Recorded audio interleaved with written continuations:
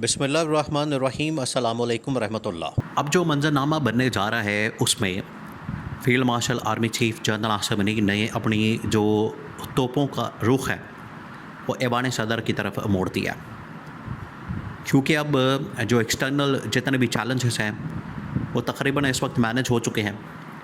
अफ़गानिस्तान से पाकिस्तान के ऊपर हमले, तालिबान की जानिब से या बाकी जो दहशतगर्दी के वाक़यात इस तरह के होते हैं उसके ऊपर काफ़ी हद तक काबू पा लिया गया। इंटरनेशनल लेवल के ऊपर अमेरिका ईरान के दरमियान जंग वो भी अब ठंडी पड़ चुकी है। इसके अलावा इंडिया की जानिब से पाकिस्तान को थ्रेट्स और हमले, और अभी भी ऑपरेशन संदूर 2 पार्ट 2 उसकी बात की जाती है।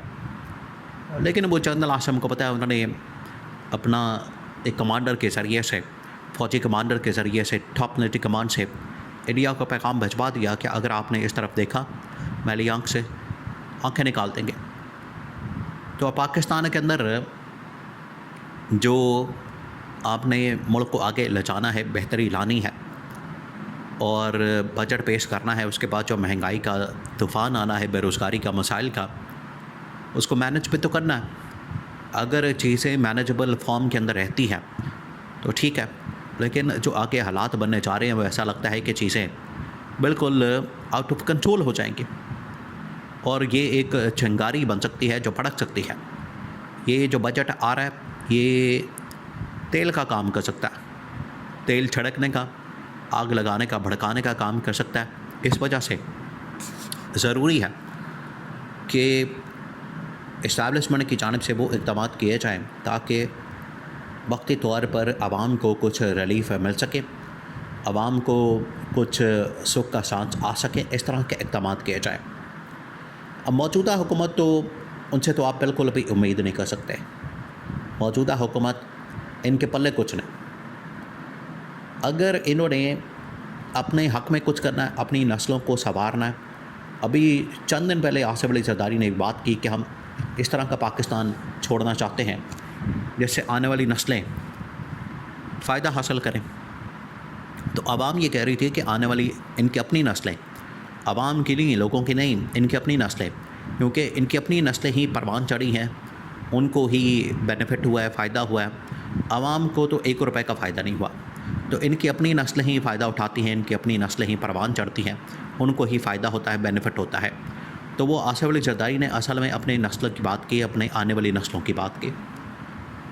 तो यहाँ से आप इमेजिन कर सकते हैं कि हालात कितने ख़राब हैं और इन लोगों ने ये ज़िम्मेदारी मौजूदा हुकूमत के ऊपर आयद होती है। ये आपने बिल्कुल बात को जहन में रखना है। किसी के ऊपर ये ज़िम्मेदारी आयद नहीं होती सिवाय इनके, नून लीग पीपल्स पार्टी, शरीफ ख़ानदान और ज़रदारी ख़ानदान। अब अगर ये आपसे वोट मांगने आते हैं, आपकी सपोर्ट लेने के लिए आते हैं और आपके हलके में आते हैं, तो लोग इनको फिर किसी सूरत सपोर्ट नहीं करने वाले। इनको पता लग गया, इनकी जो औकात है वो खुल के सामने आ गई, इनका पोल खुल गया है और आवाम जो अब इनका हशर करेगी, आवाम जो इनकी हालत बनाएगी, वो इन्हें आइडिया हो गया। अब ये डरे हुए, सहमे हुए, खौफज़दा बाहर जाने से कतराते हैं, कासर हैं। अगर हम बाहर गए, अगर हम पब्लिक में गए, आवाम के अंदर गए, तो आवाम हमारा क्या हाल करेगी।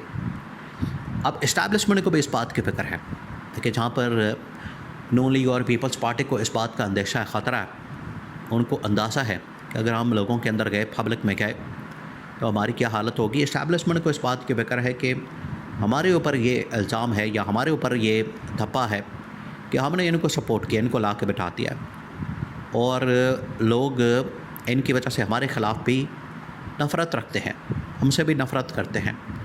तो इस्टेब्लिशमेंट का अपने आप को इस पूरे सेटअप से, निज़ाम से, नून लीग और पीपल्स पार्टी से, शरीफ ख़ानदान और ज़रदारी ख़ानदान से, शहबाज शरीफ और आसिफ अली ज़रदारी से अलग करना, अपने आप को डिस्टेंस करना, एक फ़ासला इख्तियार करना बड़ा ज़रूरी है उनके लिए।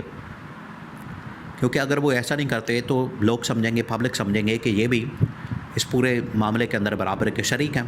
लोगों का ये ख्याल है। अब इसमें कोई शक वाली बात भी नहीं है, कुछ हद तक तो इसमें वज़न भी मौजूद है।